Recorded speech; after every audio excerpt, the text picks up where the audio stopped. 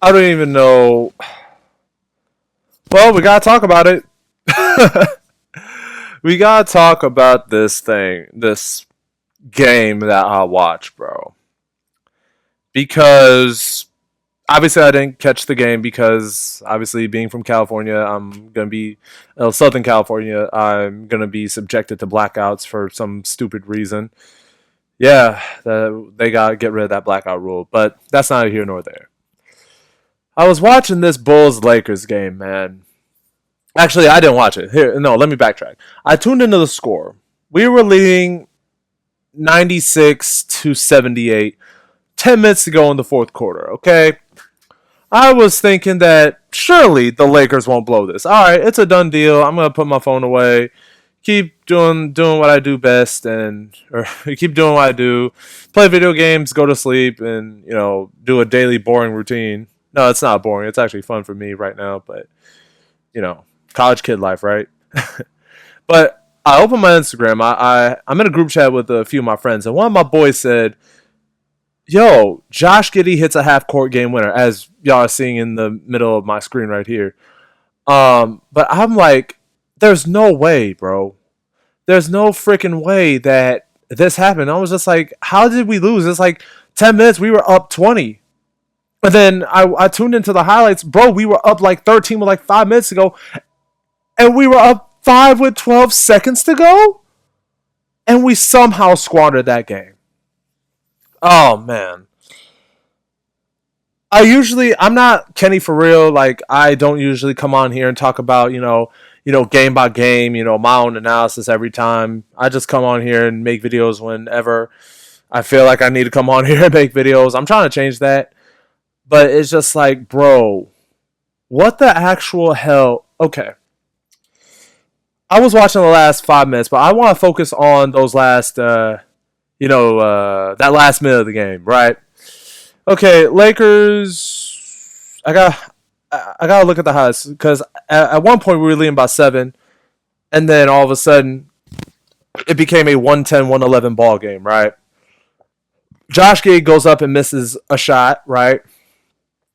And I believe we either make a layup. Yeah, I think we made a layup. Here, let me go rewatch the highlights and I'll come back to y'all real quick. Okay, so at the 5:21 mark in the fourth quarter of the Bulls Lakers game, we were up 105-92 after being up by 18 with 18 with 10 minutes to go in this game. And I'm looking at on my phone right now. We were up 109-103 with a minute 44. Same scenario that we were the night before in Indianapolis, where Rui Hachimura hits a big three to put us up 6. I thought the game was over, and all of a sudden, a couple layups here and there, and then all of a sudden, Miles Turner hits a 3 to give them the lead. Okay, I'm not trying to sit here and try to bore y'all with the play-by-play, but with a minute 24 to go, okay, Kobe White splits the pair of free throws. We get up 111-104, right, with a minute 13, with a minute 20-ish. Yeah, mid 20 some seconds left in the game. Surely that's where the Lakers can say, all right, we can close this out for sure. And then all of a sudden, we give up a Josh Giddey and 1, and a Kevin Huerter 3 ball with 45 seconds to go. And then Austin Reeves hits the layup. Okay, I was right. Austin Reeves hits the layup. And with 26 seconds, I can't speak. I'm still speechless, man. With 26 seconds to go, Kobe White tries to drive. Josh Giddey tries to do a floater, which got heavily contested by LeBron. Austin Reeves gets fouled with 12 seconds to go.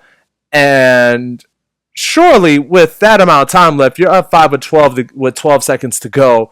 Surely, you can close that out, right? Because typically, you're gonna have to. The team is gonna have to shoot a tough contested 3. All right, fine. But here's where the wheels fell off completely, okay? LeBron, for some reason, Shannon Sharp pointed this out in Nightcap. LeBron, for some reason, rotated to a guy on the wing. I think that was Giddey, if I'm not mistaken. Here, let me go check it again. All right, never mind. It was Vucevic in the corner, on the wing. Vucevic was on the wing. For some reason, LeBron, I don't know what the hell LeBron was thinking, trying to rotate to Vucevic when that was not his man, but okay. Patrick Williams has a wide open. Well, not. Well, yeah, he was virtually wide open. LeBron rotated too late. That I don't have too much. Now, here's where I am going to be on the opposite side of what people were saying. A lot of people were critiquing LeBron for not rotating to Patrick Williams strong. Here's the thing. What is Patrick Williams' 3-point percentage? Let me go. Excuse me. I had a bowl of salad earlier. Freaking delicious with some chicken tenders. Cut some up. Yeah, y'all should try it. Salad with cut up chicken tenders and marinate them things too, my boy. Ain't nothing like it, man. Ain't nothing like it. But that's not here nor there. I don't want to talk about salad. This is a basketball channel, not a cooking channel. All right, fine. Anyways, I didn't mean to bore y'all with that. Okay, so Patrick Williams is shooting 38.4% from the field this season and 34.6% from three. His highest was during the 2023 campaign when they had DeMar and Zach LaVine. He shot at a pretty decent clip at 41%, but and then the season before he shot 50% from three. First year with DeMar, but that was in 17 games, so give or take with that. So I really didn't have a problem with LeBron with leaving Pat Williams open for three, as long as you get a decent contest. But he hit the shot. Okay, give him credit. That's not what really bothered me. So you kind of play the percentages because you'd rather him take the shot, if anything, or maybe even Giddey per se, than taking your chances with Kobe White, because they did what they needed to do and they got the ball out of Kobe. They didn't have Kobe get the ball and shoot it, because that's when shit could have went really wrong. Okay, Pat Williams hits the three, no problem. As soon as you saw the Bulls pressing, bro, you gotta call a timeout. And for some reason, LeBron, man, y'all know I'm a LeBron guy. Even though I think Jordan's the GOAT, LeBron's my guy. I think he's one of the greatest players of all time. He's 1B to MJ's 1A. LeBron's a legend. I love LeBron. Big LeBron fan. But this is where I have to be fair and critique him. LeBron throws an uncharacteristically lazy pass to Austin Reeves. Lazy bounce pass that was so obvious to every single Bulls player. Josh Giddey gets the steal, and he passes to Kobe White, and Kobe hits the three. As soon as you saw that, and this is where I can knock JJ Redick too, and this kind of pains me to say a little bit because I love JJ Redick. I think what he's been doing this year with the amount of roster turnarounds he's had to deal with, going from D'Angelo Russell, AD, and LeBron, D'Lo gets traded for Dodo Finney-Smith. It's just LeBron AD, just like it was in the good old days when we won the 2020 title. And now we traded AD a month after we traded D'Angelo for Luka. I do have a lot of praise for JJ with the coaching job he's done, given his roster turnarounds all season long as a first-year head coach. Okay, fine.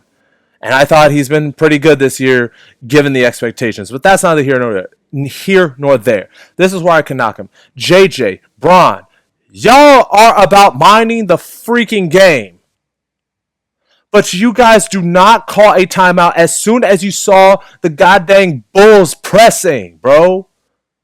How do you not call a timeout in that instance? Kobe White hits the three, and that's when you call a timeout. Nah, that's just bad. That's just bad, boneheaded blunders. And even Big Game James said on the broadcast, shout out Free Dawkins for putting that broadcast online on his page at his YouTube page, because obviously with Sling and all that, I can't really watch Spectrum Sportsnet unless I pay like an extra $19 on the freaking NBA app. And even though I really want to, I'm not willing to do that because your boy's trying to save money, especially with the messed up economy we have right now. But I'm not here to talk about politics. Everyone knows, if you follow me on my socials, you guys know where I lean on that. Okay. And then, it was 6 seconds to go. Austin Reeves did this is what he did on Christmas Day. Andrew Wiggins, when he was on the Warriors before he got traded to Miami for Jimmy Butler, Wiggs gave Austin the angle to drive baseline on him. Austin hits the game-winning layup on Christmas Day. Keep that in mind. He did the exact same thing here. I don't know who it was that was defending him. I'm going to check the highlights once again. But it was a similar play to what he did on Christmas Day. A very similar play. So, okay, 6.1 to go. I'm looking at the video right now. That's why I'm kind of commentating.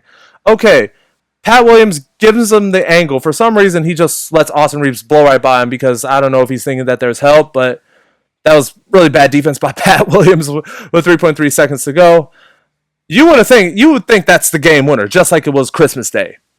But Josh Giddey hits an insane half court shot, which look, I don't want to be unfair. I want to give the Bulls some love and credit.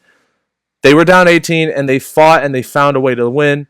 And excuse me, they fought and they found a way to win. And they're 9-2 of their last 11. So tip your hat off to Chicago. Okay, they played a hell of a game, down 18, and they fought back and won. But what pissed me off is that not just really about Josh Giddey hitting the shot. Why was he roaming freely? He had a straight line. Of course, he's a professional player. I get it. He's not Steph Curry. I get it. He's not Dame. He's not Trey. All right? I 100% get it. But it's just like, bro, why did y'all let him walk into a half-court three? At least stun at him and make it a little harder. Austin Reeves, even Austin in that video from Free Dawkins, he said that I kind of messed up. I was trying to prevent a pass or something like that instead of going straight to the ball, which would have allowed LeBron to at least come in and blindside him. And I'm going to be very specific here because I know I know I'm going to be. I don't want to practice revisionist history, but it's kind of like what we saw a few years ago in the Bucks Celtics series, Game 5. All right, Marcus Smart has the ball knocked away from him. Drew makes a fantastic defensive play. I think one of the Bucks players hits a couple of free throws. Marcus Smart was trying to throw it ahead because Al Horford couldn't throw the ball at Jason Tatum for some reason. But Smart was doubled. Pat Connaughton was stunning in front of the ball. Bobby Portis was in his line of sight too to prevent an easy pass. Why couldn't the Lakers at least do that instead of letting Giddey roam free like that? I don't know, bro. This was just a horrible, horrible freaking way to lose the game, man. Because we had this game gift wrapped to us. The Bulls, as much as I want to give them credit, they were literally handing us the game. But we handed it back to them. I don't know, bro. This was just a very, very bad way to lose the game in the fashion you did. And it costed us a very horrible way to lose the game. But I feel like this game is a symptom of what has been going wrong for us since the New York Knicks game, the game we won at home. There was a lot of bad habits. I saw a lot of red flags with this team, this iteration of the Lakers, I should say. A lot of bad habits that I saw. A lot of bad habits. And I said that we cannot have, I didn't say to you guys, because obviously I didn't make a video on it, but I told my parents that we cannot, if we want to win in Boston, so it was at the beginning of this month, if we want to win in Boston, we cannot have these lulls that we had against the Knicks. And guess what? We had those lulls against the Celtics. And let me look at the Lakers schedule from the New York game on, because this was at the beginning of March. All right, cool. We won that game against New York, but we won in spite of our bad habits. Those bad habits carried us to Boston, and then it traveled all the way to Brooklyn, and LeBron wasn't even playing, and we got smoked by Milwaukee.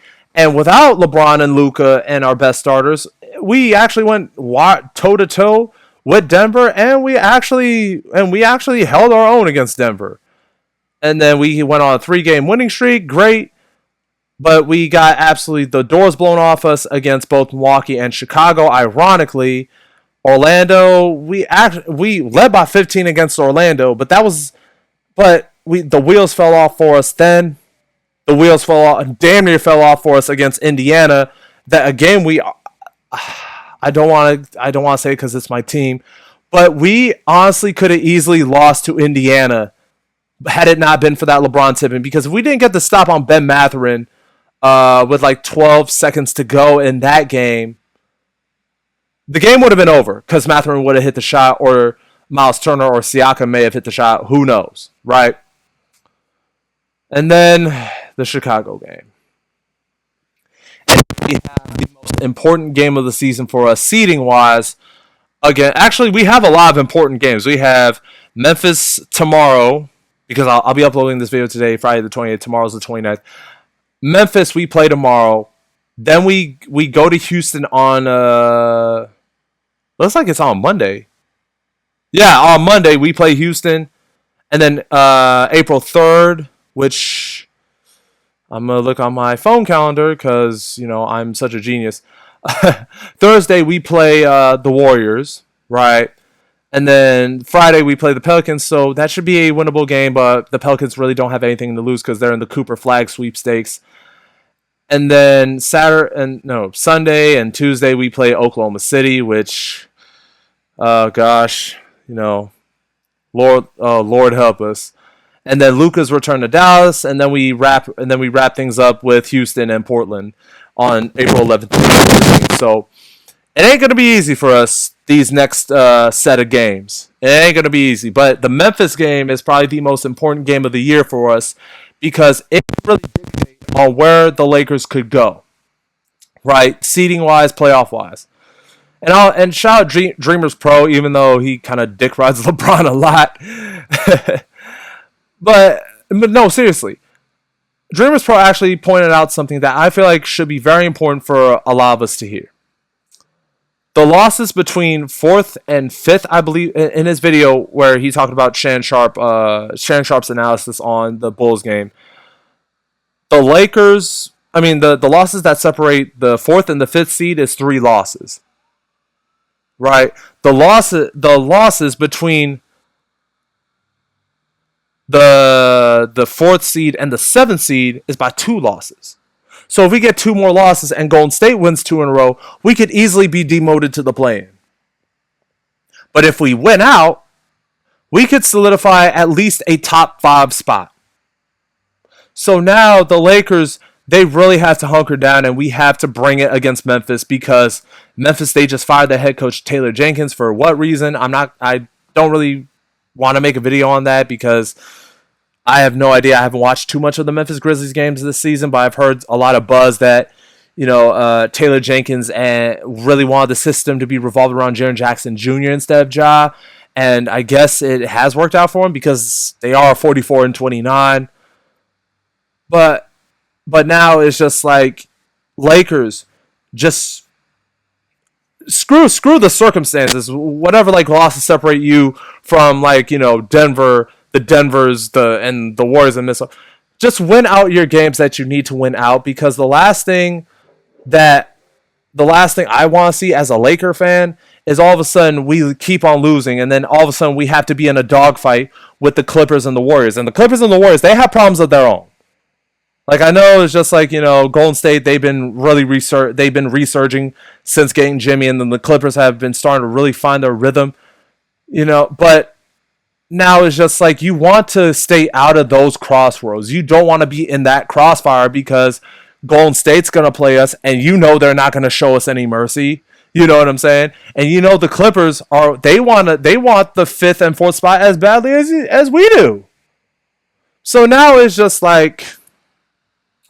we're in for a very pivotal finish, and this Memphis game, I'm telling y'all, man, I'm gonna be on the record, and I'm gonna tell y'all right now that this Memphis game, bro, it's gonna really dictate where we could potentially head come playoff time. Because if we end up stuck being in the 6th seed, we have to play Denver. We have to go into Denver yet again for the 3rd straight year as a lower seed.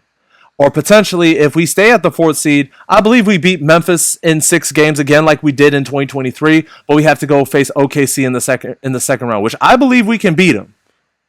But it's going to be a very, very tall task too, because there are way too many red flags with this Laker team as we are currently seeing it. So I don't know, bro. And if if you guys want my personal intake on my personal take on the LeBron Stephen A drama, that's gonna be a whole nother video. But I'm on Team LeBron for this one. So, yeah, I just wanted to come on here for a quick. Damn, I've been filming this for 20 minutes. I want to get on here for like at least 20 minutes of y'all time. Thank you guys for enjoying my rambling about this, because I really wanted to get this off my chest, because this was just a very embarrassing way to lose this game. And even JJ came on and said in his post game interview and said that this shit was devastating, bro. Like, you can, like, this is how you lose a game. That's what he said. So I respect JJ for pointing it out and saying that, yo, this is how you lose a game. And I'm pretty sure he knows that he could do a much better coaching job than what he put out tonight. So, all right, those are my thoughts. Yeah, I really have nothing to say. If you guys, I may make a video on more playoff teams. I may make a video on the Cavs, and it'll be similar to what I did a few years ago with the Utah Jazz. Could they be a legit 1 seed? Could they be what Boston was last year, or are they just another version of the 2010 Cavs, 2018 Raptors, 2022 Suns, yada yada yada? So, all right, yeah, that'll be it. That's it for the video. That's the end of this video. I'm X. Deuces.